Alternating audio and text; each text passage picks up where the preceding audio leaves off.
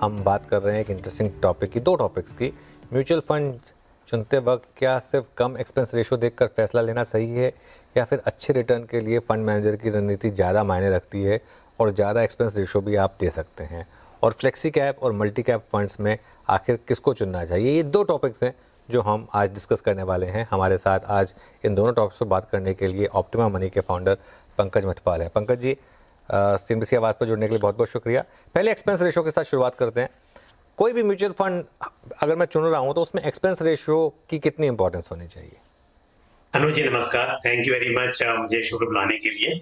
देखिए, अक्सर हम लोग देखते हैं कि आजकल इंटरनेट पर बहुत सारी रील दिखाई देती हैं, कई बार बात होती है और हमेशा ये सुनने को मिलता है कि एक्सपेंस रेशियो आपके फंड का ज्यादा है या कम है, और निवेशक कई बार अपना डिसीजन जो है इस बात पर ही बना लेते हैं कि जहां पर एक्सपेंस रेशियो ज्यादा है मतलब वो फंड उन्हें नहीं चुनना है। लेकिन कई बातें हैं, कई बार हो सकता है कि बहुत इंपॉर्टेंट है कि एक्सपेंस रेशियो कम हो, पर कई बार ये बहुत ज्यादा मायने नहीं रखेगा।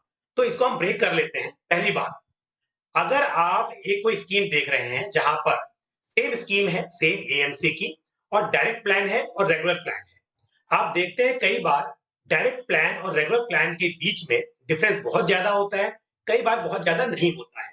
तो यदि आप सेम फंड हाउस के दो प्लान देख रहे हैं किसी एक स्कीम के, और वहां पर रेगुलर और डायरेक्ट में बहुत फर्क है, तो डेफिनेटली वहां पर आपके रिटर्न्स पर बहुत ज्यादा अंतर देखने को मिलेगा। क्योंकि सीधी सी बात है, अगर आप डायरेक्ट और रेगुलर प्लान की बात कर रहे हैं एक ही स्कीम की, तो उनका जो पोर्टफोलियो सेम है, फंड मैनेजर सेम है, स्टाइल सेम है इन्वेस्टमेंट का, तो यहां पर एक्सपेंस रेशो कम हो, ये बेहतर होगा।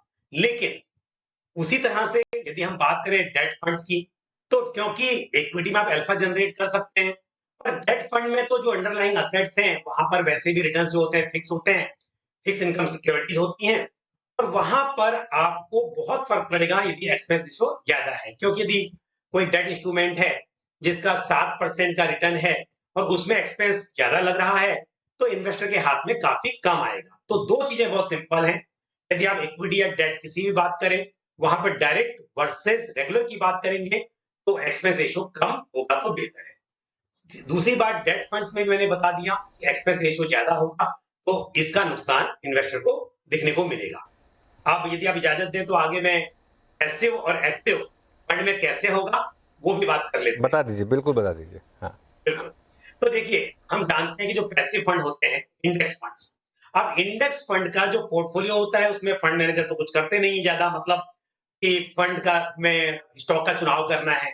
जो अंडरलाइंग स्टॉक्स हैं वो तो जो इंडेक्स है उसके जो स्टॉक्स हैं उनका जो वेटेज है उसी के हिसाब से तय होता है।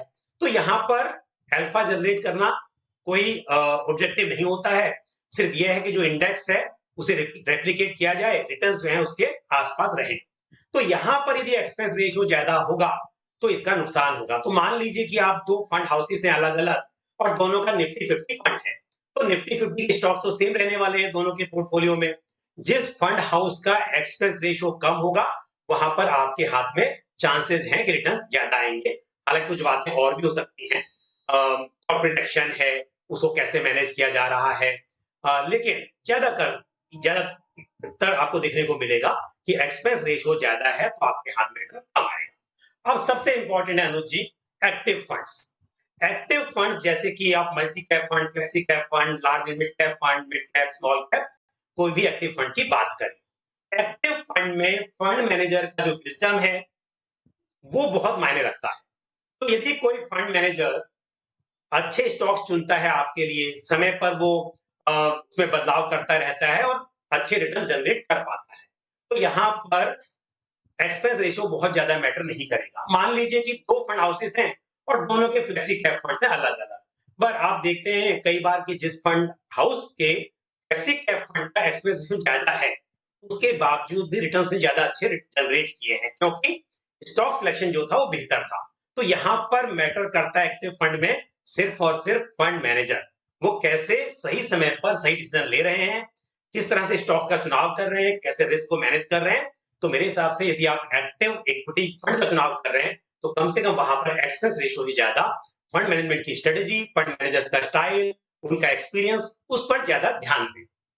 ओके, चलिए सब काफ़ी कन्फ्यूजन थी मेरी, लेकिन आपने दूर कर दी वो सारी। तो इस टॉपिक से अब आगे बढ़ते हैं, दूसरे टॉपिक पर आते हैं, flexi cap versus multi cap. ये एक बहुत बड़ी डिबेट छिड़ी हुई है। इस मार्केट एनवायरनमेंट में क्या बेहतर है, फ्लेक्सी कैप या मल्टी कैप? बिल्कुल, देखिए इस मार्केट की बात करेंगे तो जनरली बात कर लेते हैं, क्योंकि अक्सर देखा जाता है दोनों ही डाइवर्सिफाइड फंड्स हैं। दोनों में large cap, mid cap, small cap हो सकता है। तो कई बार इन्वेस्टर्स भी थोड़ा कंफ्यूज रहते हैं, और कई बार देखा जाता है कि रिसेंसी बायस, यानी रिसेंट में यदि फ्लेक्सी कैप कैटेगरी अच्छा कर रही है तो देखते हैं कि सभी इन्वेस्टर्स उसकी तरफ दौड़ पड़ते हैं, और जब वो अच्छा नहीं करता है तो मल्टी कैप में चले जाते हैं। तो अंतर क्या है कि फ्लेक्सिबिलिटी है।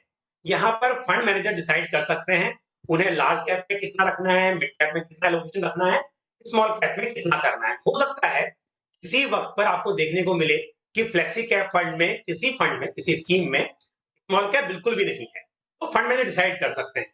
पर मल्टी कैप में क्योंकि मैंडेट ये है कि minimum 25% of the asset of scheme, तो जो स्कीम का टोटल असेट है उसका मिनिमम 25% लार्ज कैप में, मिनिमम 25% मिड कैप में, मिनिमम 25% स्मॉल कैप में रखना होता है। अब अगर फंड मैनेजर को लगता है कि स्मॉल कैप में रिस्क ज्यादा है पर वो कुछ कर नहीं सकते, तो उस केस में भी स्मॉल कैप में आपका एलोकेशन रहेगा ही रहेगा। तो नुकसान ये होता है कि अगर मार्केट में स्मॉल कैप में कुछ नुकसान दिखाई दे रहा है, मिड कैप में दिखाई दे रहा है, पर फंड मैनेजर ज्यादा फ्लेक्सिबिलिटी नहीं कर सकते यहाँ पर। तो ये एक नेगेटिव पॉइंट है, क्योंकि फ्लेक्सी कैप में बहुत ज्यादा फ्लेक्सिबिलिटी है, और यहाँ पर आपको देखने को मिलेगा कि फंड मैनेजर अपने हिसाब से डिसाइड कर सकते हैं। पर नेगेटिव ये है अनुज जी, कि जहां हम कह रहे हैं कि फ्लेक्सिबिलिटी फंड मैनेजर के हाथ में है, यहाँ पर गलती होने के चांसेस बहुत होते हैं। एक तो बायसेस, क्योंकि कई बार आप देखते हैं कि इमोशनल बायस तो हो ही सकता है, वो चाहे इन्वेस्टर हो या फंड मैनेजर हो, तो यहाँ पर गलती होने के चांस होते हैं। कई बार देखा है कि मार्केट में फंड मैनेजर ने सोचा कि अब यहाँ पर मिड कैप के वैल्यूएशंस एक्सपेंसिव हैं या स्मॉल कैप के एक्सपेंसिव हैं, और हम यहाँ से निकल जाते हैं, एक्सपोजर कम कर देते हैं, तो वहां रैली हो गई और उन्होंने रैली मिस कर दी, तो इसका नुकसान इन्वेस्टर्स को झेलना पड़ता है। तो इसके लिए मेरे हिसाब से ये कहना बड़ा मुश्किल है कि मल्टी कैप या फ्लेक्सी कैप, ये डिपेंड करेगा फंड मैनेजर के विजडम पर।